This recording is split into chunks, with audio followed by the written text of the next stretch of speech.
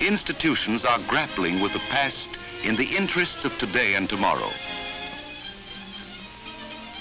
Among them is the Tulane University of Louisiana in New Orleans, geographically closest to Middle America.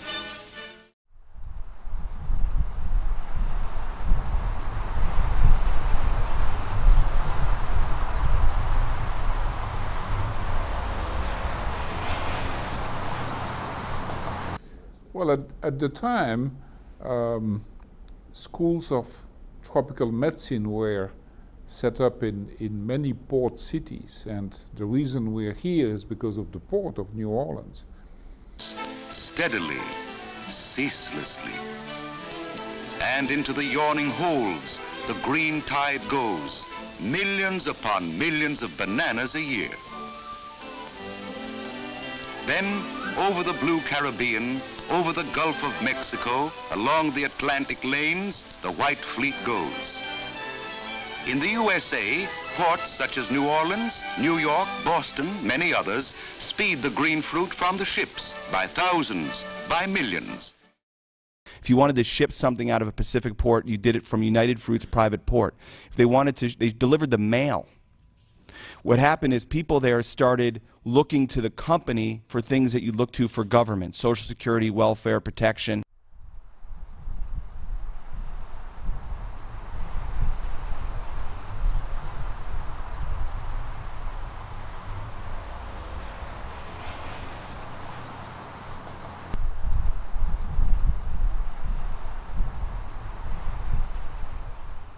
The school was founded in 1912 by a visionary founding dean, Dr. Creighton Wellman, although he would change his name later, but that's another story.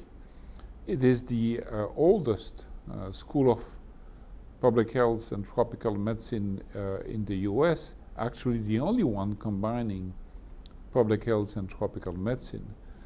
The United Fruit Company didn't have anything to do with the, as far as I know, I mean, and I'm always happy to learn more, but with the conceptualization of the school. But it did provide support to the first dean at the very beginning of its deanship. And that's because the United Fruit had extensive plantations in Central America and had its own interest in having a healthy workforce. You know, I don't know enough about what happened 100 years ago, but it doesn't seem to me that different from what's happening now. Institute of Tropical Medicine in Europe are really linked to the colonial past of European countries. When I first got into it, there was very much an imperialistic top-down approach to public health, where it's you have a problem, we have a solution, and we're going to fix your problem. It's not enough to take this imperialistic or colonial approach where you're going to go dump a bunch of bed nets into an environment or a bunch of vaccines into the environment and say, hey, use these. It'll save your life. That's an imperialistic approach. You've got to convince folks it's in their best interest. In Middle America, three kinds of people must be understood. First, the natives, the Indians who were there thousands of years before the coming of the white man. Then the peoples of mixed bloods. And finally the Europeans, many of them descendants of the Spanish explorers who have no Indian blood at all. Natives, mixed bloods, whites. We must understand them all. We must understand their way of life. If it is not entirely our way, then we must take care to recognize how important is the past in the lives of all Middle Americans. I think most folks do that these days. They take great strides, at least in the public health world, great strides at getting that cultural context correct. Do companies do that? Sometimes they do, sometimes they don't. Depends on what their agenda is and why they're involved in the first place. You know, if you think back to the malaria elimination days in the United States, of course, malaria was a big problem in the South, well, all through the eastern deciduous biome, but mostly in the South. So how did we eliminate malaria? We did successfully do it in the middle 1950s here, and part of it was a post-World War II boom in economics, and people were getting wealthier and transitioning from rural to urban environments. But a good portion of our malaria was dealt with DDT.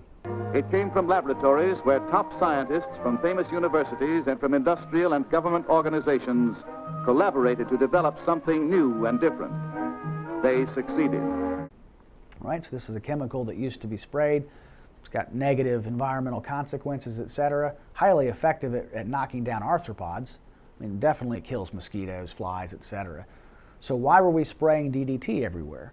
Well, it wasn't necessarily to control arthropods of medical importance. It did have that secondary effect, but one of the primary purposes was to boost the economics of agricultural production. So it had this unintended public health consequence, which was beneficial. You know, was that an agenda that the farmers had in place, or was it the actual companies making the DDT? Maybe a little bit of both. So who knows? The agenda of companies, that's always tricky. That's less transparent. I think the agenda of communities is a lot easier to understand. Yes, it helps the global capitalism, but by the same token, the global capitalism has to negotiate with the left-wing liberal global health community to some extent. So you've got, you know, Shell Company operating out of Nigeria. You've got Marathon and Exxon, you know, operating out of Equatorial Guinea. Yeah, they do have an interest, a vested interest in public health. The same way it happened in the past, you know, many companies in the world want to have healthy workers, but only pay kind of lip service to going beyond that to improve the community. If their workers are getting sick with malaria, they're not working. So by rolling in and doing malaria prophylaxis or preventative measures like providing insecticide-treated nets to the workers, they're actually making more money for the company than having a bunch of sick workers laid out that you're having to hospitalize or otherwise treat on a regular basis.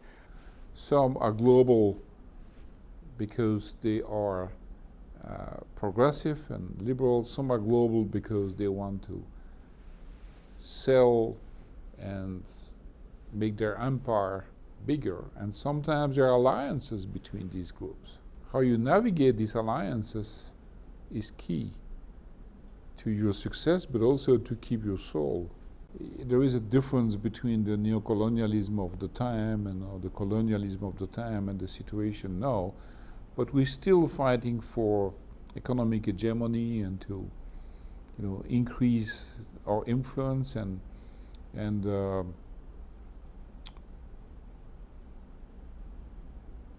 we still have to live with the same contradictions.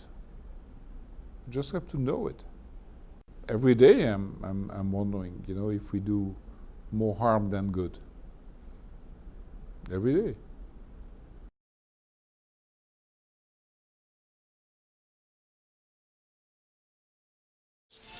Never before filmed, these scenes were shot by a Tulane University cameraman.